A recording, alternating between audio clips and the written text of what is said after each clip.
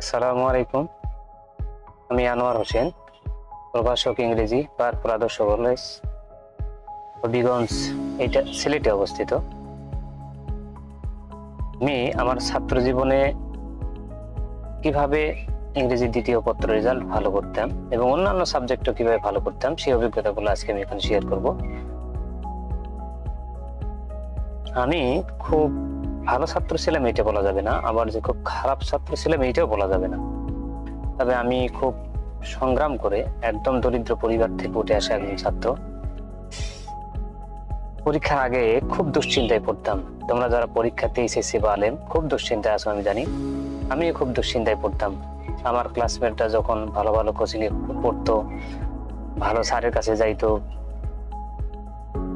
তখন আমি খুব আফসোস করতাম আমার তো এটা সামর্থ্য ছিল না। এরকম আফসোস করতে করতে একসময় মাথায় প্ল্যান আসলো, আমার তো আসলে কিছু করা দরকার। ওদের আছে অনেক কিছু, আমার হয়তো অনেক কিছু নাই, কিন্তু আমার তো আল্লাহ মেধা দিছে, আমি মেধাটাকে একটু কৌশলে ব্যবহার করি।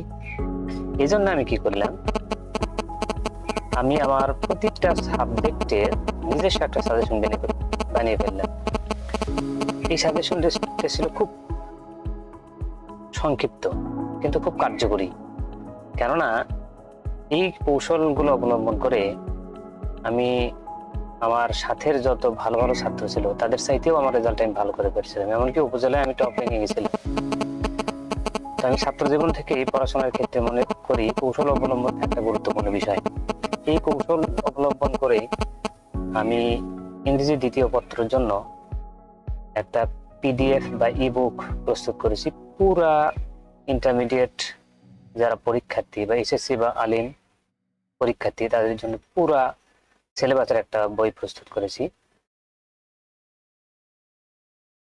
এই বইটা পড়লে তুমি যে অনেকগুলো ইংরেজি যে নিয়ম পড়তা, বিভিন্ন স্যারের যে নোট পড়তা, এগুলো পড়ার প্রয়োজন হবে না।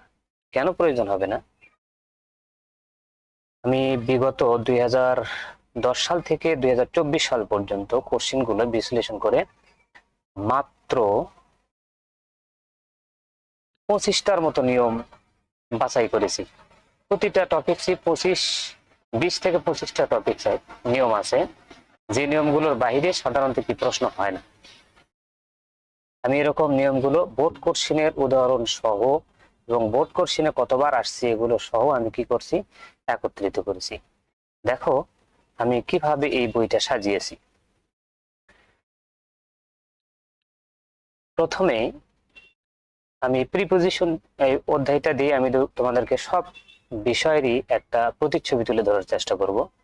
দেখো এখানে প্রিপজিশনের যে প্রাথমিক সংজ্ঞা, এই যে বিভিন্ন মনীষীর যে সংজ্ঞা, বিভিন্ন গ্রামারিয়ান বা গ্রামারবিদদের যে সংজ্ঞা ইংলিশ এবং বাংলায় দেওয়া আছে।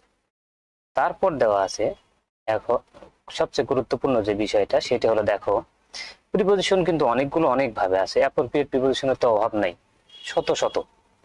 এখন আমি এই শত শতর ভিতর থেকে বাছাই করে দেখছি কোনগুলো পরীক্ষাতে বারবার আসে এবং কোন কোন অ্যাপ্রোপ্রিয়েট প্রিপজিশন আগামী পরীক্ষাতেও আসার সম্ভাবনা সবচেয়ে বেশি।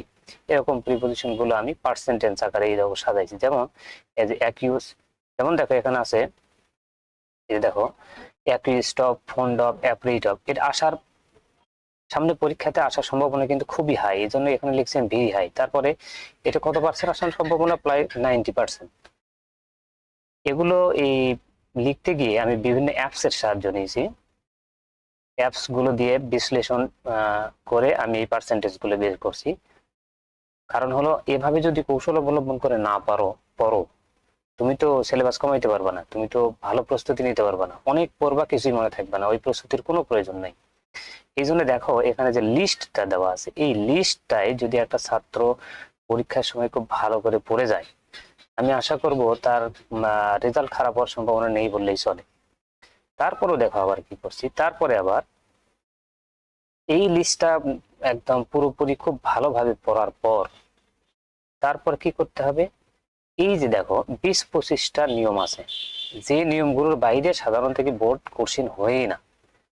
এই ধরনের 20-25টা কোশ্চিন আমি এই দেখো, এই যে 2 নম্বর কোশ্চিন ধরে এখানে দেখো, এই যে 2 নম্বর কোশ্চিনটা, এই কোশ্চিনটা ইংলিশ সংজ্ঞা লিখছি, তারপর বাংলা সংজ্ঞা লিখছি, তারপরে এইটার দেখো স্ট্রাকচার লিখছি, তারপরে এটা যে বারবার পরীক্ষাতে আসছে তার প্রমাণস্বরূপ আমি কি এই যে বোর্ড কোশ্চেনের এক্সাম্পল দিয়ে দিছি।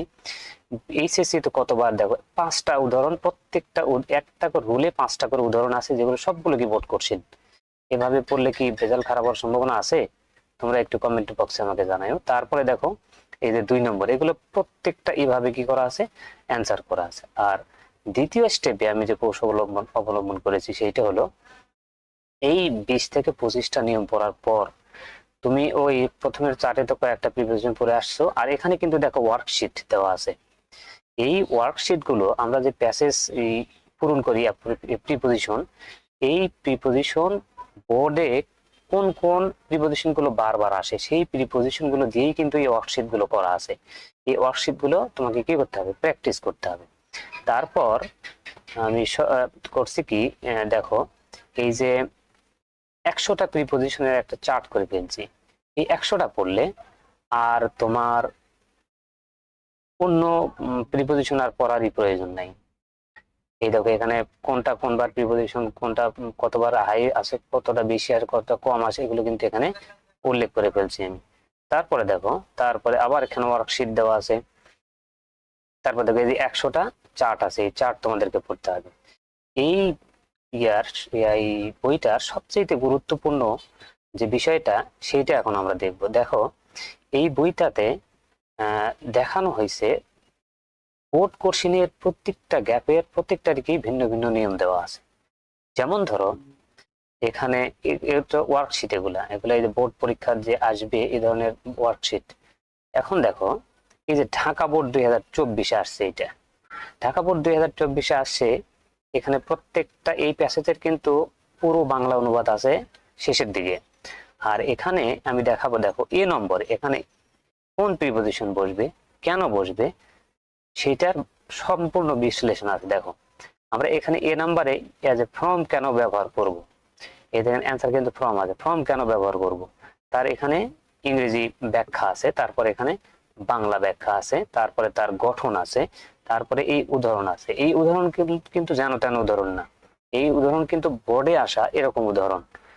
তারপরে এই যে বি নম্বর এরকম গ্যাপ আছে, বি নম্বর অফ কেন বসলো, দেখো এগুলো কিন্তু সবগুলো নিয়মের ব্যাখ্যা। আমি বিশ্বাস করি, আমি ছাত্র জীবন এবং শিক্ষকতা জীবনে আমি অনেক ছাত্র পড়াইছি, অনেক ছাত্রছাত্রীর রেজাল্ট ভালো করানোর পেছনে ইনশাল্লাহ আমার অবদান আছে। এই কৌশলগুলো সাধারণত কি ব্যর্থ হয় না। আমি বিশ্বাস করি একটা ছাত্র যদি প্রত্যেকটা বিষয়ের 10টা বোর্ড কোশ্চেন এভাবে নিয়ম অনুসারে পড়ে প্রস্তুতি নিয়ে পরীক্ষায় যেতে পারে, তার রেজাল্ট খারাপ হওয়ার কোনো সম্ভাবনা নেই, বরং সবচাইতে ভালো হবে। কারণ আমি এই কলেজে চাকরি করার আগে আমি হাই স্কুলেও কাজ করেছি, সেখানে আমি প্রমাণ করেছি যে 100 জন ছাত্র বা 120 জন ছাত্র পরীক্ষা দিলে 100 জনই কি প্লাস পাওয়া সম্ভব, কিন্তু সেক্ষেত্রে কি করা লাগবে, এই কৌশল অবলম্বন করা লাগবে। তুমি অনেক পড়বা কিন্তু কোনো কাজের হবে না, তাহলে হবে না। তারপর দেখো সর্বশেষ যেটা আছে সেটা হলো বোর্ড কোশ্চেন অনুসারে তোমার প্র্যাকটিস শিট তুমি বাসাতেই করে নিবা। এই যে প্র্যাকটিস গুলো করে নেবা বাসাতে, তুমি যখন নিজে নিজে এই প্র্যাকটিস শিট দেওয়া আছে, অনেকগুলো প্র্যাকটিস শিট দেওয়া আছে। এই যে প্র্যাকটিস শিট, এই প্র্যাকটিস শিট যখন তুমি পূরণ করবা তখন তুমি নিজেই বুঝতে পারবা তুমি যে কতটা এখন প্রস্তুত। সর্বশেষে বলি, এই বইটার আমার লিখতে অনেক সময় অপচয় হয়েছে এবং সময় গেছে। এই বইটা মোট পৃষ্ঠা হয়েছে তোমার 559 পৃষ্ঠার এটা, কিন্তু পরীক্ষার্থী যারা তারা সব কিছু বিস্তারিত পড়ার দরকার নাই। তোমরা এই আসার যে পরীক্ষা আসার সম্ভাবনা যেগুলো সেগুলো পড়বা, আর বোর্ড কোশ্চেন গুলো ভালোভাবে পড়বা, আর 25টা করে নিয়ম করে যাবা, দেখবা তোমার রেজাল্ট খারাপ হবে না। কারণ আমি তো ছাত্র জীবন থেকে এই কৌশলগুলো অবলম্বন করে আসছি, শিক্ষকতা জীবনে আমি এই কৌশলগুলো অবলম্বন করেই পড়াই, আর এই কৌশল অবলম্বন করে ব্যর্থ হয়েছে এমন আমি কাউকেই খুঁজে পাইনি। আচ্ছা, তাহলে এই বইটার দাম রাখা হয়েছে মাত্র 250 টাকা। এই বইটা নিতে চাইলে তোমরা হোয়াটসঅ্যাপ এবং মেসেঞ্জারে আমার সাথে যোগাযোগ করবা, তা না হলে আমার ওয়েবসাইট আছে সেখানেও তোমরা যোগাযোগ করবা।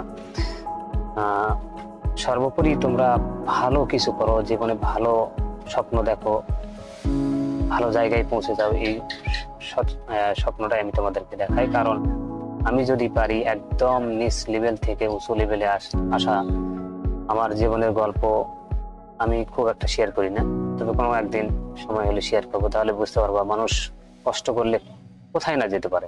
এটা আমি তোমাদেরকে একদিন শেয়ার করব। আপাতত তোমরা পরীক্ষার জন্য প্রস্তুত হও। এই বইটা শুধু কিন্তু এইচএসসি এবং আরএম পরীক্ষার্থীদের জন্য না, এই বইটা তোমার যারা intermediate first year second year কিংবা ভর্তি হওয়া তাদের জন্য কিন্তু খুবই গুরুত্বপূর্ণ। সবাই ভালো থাকো, সবাই ভালো কিছু করো, আল্লাহ তোমাদের ভালো রাখুক। তোমাদের জন্য সার্বক্ষণিক দোয়া রইল। আল্লাহ হাফেজ।